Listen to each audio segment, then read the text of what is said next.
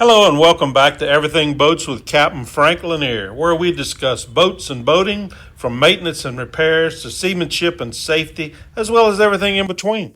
This podcast is a companion to my YouTube channel of the same name, so if you like and find it useful, be sure to subscribe and please check out my YouTube channel as well, where you'll find hundreds of informative videos on pretty much every boating topic imaginable. Today's topic, navigation light inspections. I've never understood why so many vessels I inspect as a marine surveyor fail in their ability to comply with mandated navigational lighting requirements. I'd estimate the percentages as high as 30% or worse, an appalling rate when it comes to safety-related equipment. Imagine if your life jackets or fire extinguishers only work 70% of the time when needed. Most problems I see are maintenance issues, cloudy lenses, burned out bulbs, broken wires, but an alarming number are improper initial installations by the manufacturer or blockage from aftermarket equipment installations by owners or dealers. It appears many either do not have a good understanding of the navigation rules governing installations, or they shoot for and miss the bare minimum requirements, often at the expense of the end user.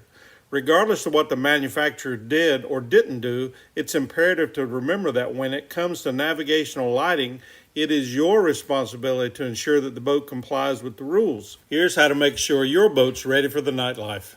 The basics. All boats must have the ability to display required navigation lights while operating at night and during times of reduced or restricted visibility, such as fog or heavy rain. Vessels 16 feet in length or greater must have properly installed navigation lights and an anchor light, which must be able to be operated separately from the running lights. Required navigation light configurations are based on a number of factors, such as a vessel's length, method of propulsion, or any special activity it's engaged in, trawling, towing, and the like.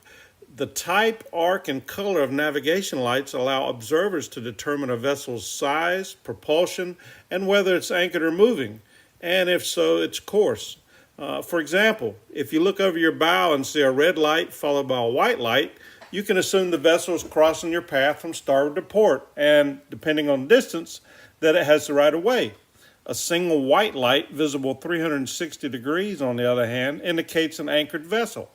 The first step in determining if your vessel is compliant is to consult a copy of the U.S. Coast Guard Commandant Instruction M16672.2D, aka the Rules of the Road. You can purchase a copy or review it online. Once you've consulted the rules of the road and determined your navigation lights meet the requirements, next up is a physical inspection to make sure they're installed and operating properly. Start by turning on your running lights and then your anchor light, verifying in turn that each powers up and meets the visibility requirements mentioned in the rules of the road.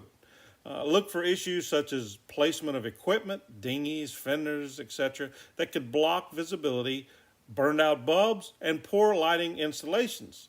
A good example of the latter would be a masthead light that effectively blinds you when operating the vessel from an upper helm or flying bridge.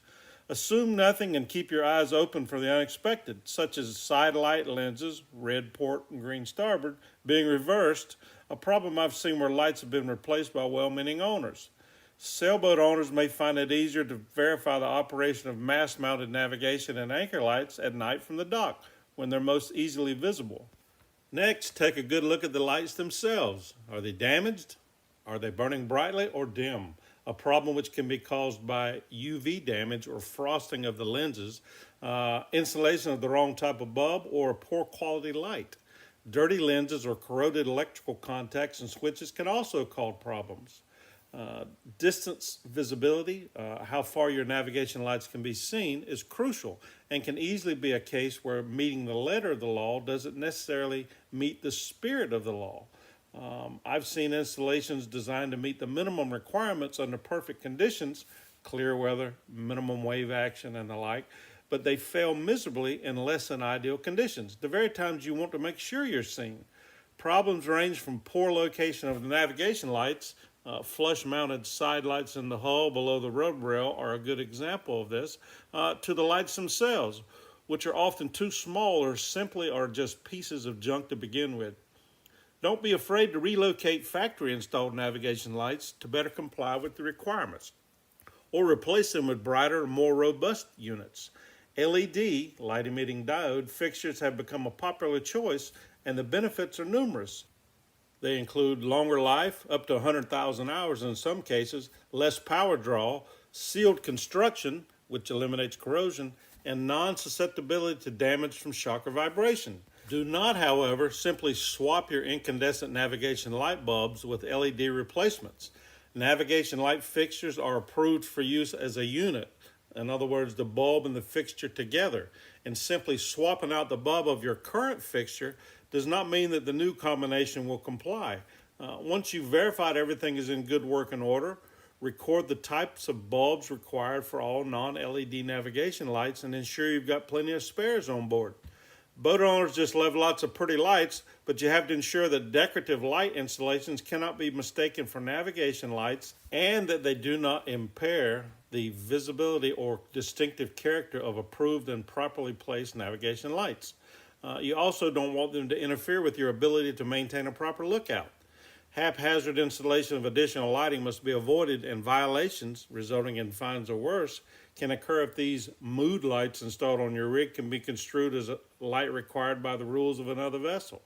For example, blue underwater LED lights can appear to be flashing if wave action is present, giving the appearance of a flashing blue light that only law enforcement vessels are authorized to use. Finally, include checking the operation of all navigation lights as part of your pre-departure checklist.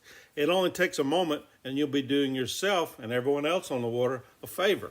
Here's a few examples of navigation light requirements. It's beyond the scope of what I'm doing here to list every possible configuration or variation.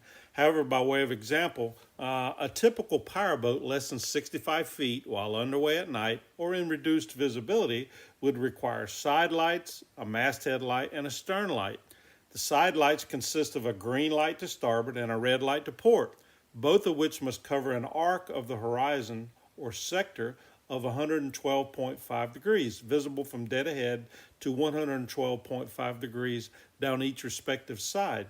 The masthead light is the forward-facing light on the vessel's fore and aft centerline, showing an unbroken arc of 225 degrees and fixed to show the light from dead ahead to 22.5 degrees abaft the beam on either side of the vessel. The stern light, also a white light, must be visible from dead astern for an arc of 135 degrees, 67.5 degrees on either side of the center line. You'll notice that adding the arc of a visibility of the masthead and stern light yields 360 degrees, which is what they're shooting for as far as visibility and coverage-wise. Vessels less than 39.4 feet in length have the option of exhibiting a single 360-degree white light in lieu of a separate masthead light and stern light. Vessels anchored at night or in reduced visibility are required to display a single all-around white light visible for 360 degrees.